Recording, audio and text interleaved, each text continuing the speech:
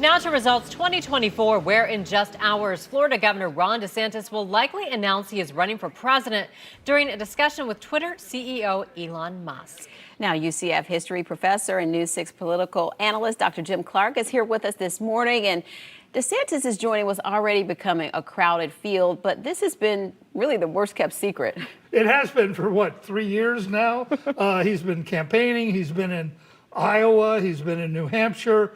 And again, as you say, this is the worst kept secret in politics. And his wife released that video last night, and we just saw the clip of. I mean, everything's strategic, it seems. They are really good at this. As you know, his wife, Casey, comes from a media background. And I think that she is kind of the one advising him on how to get the maximum publicity. And you have to give him credit. You know, Tim Scott announced the other day, and very few people noticed. Same with the other candidates. And here, for the last 24 hours, he has gotten national attention just for the way he's announcing.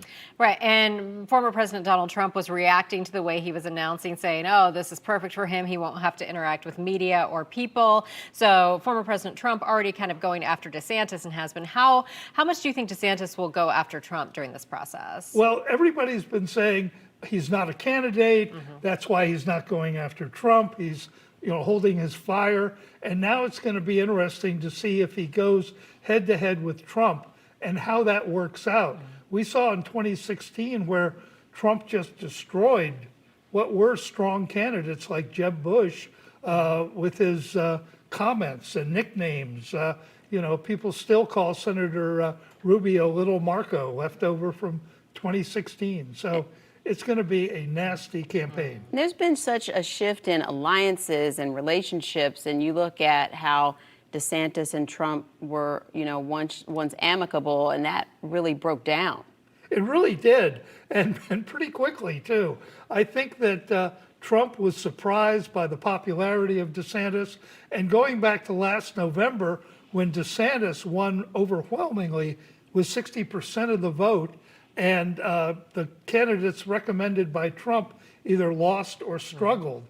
And so I think that really propelled Governor DeSantis, who now has been falling in the polls, and Trump has been rising. So it's going to be a very expensive bout, and I think it may come down to the Florida primary. And, the political climate in Florida right now, we have travel advisories in place. How do you think that will play into it? I'm not sure that's going to be that much of a factor coming up. I do think that Florida will play a key role. For a number of months, Governor DeSantis was ahead in the polls in Florida, and now Governor Trump, former President Trump, is ahead. So I think the Florida primary will tell the tale. All right, and we have time for one more question. How do you see DeSantis, leveraging, more in these polls and gaining a bigger shot at this compared to what's happening now? His advantage is he has lots of money to spend. He has about $100 million he raised from the governor's campaign that he now can put to this.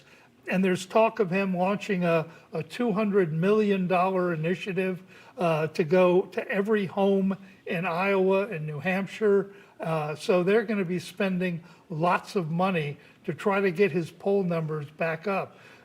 Problem for the governor is all these other people now seeing him go down in the polls are suddenly getting interested in entering.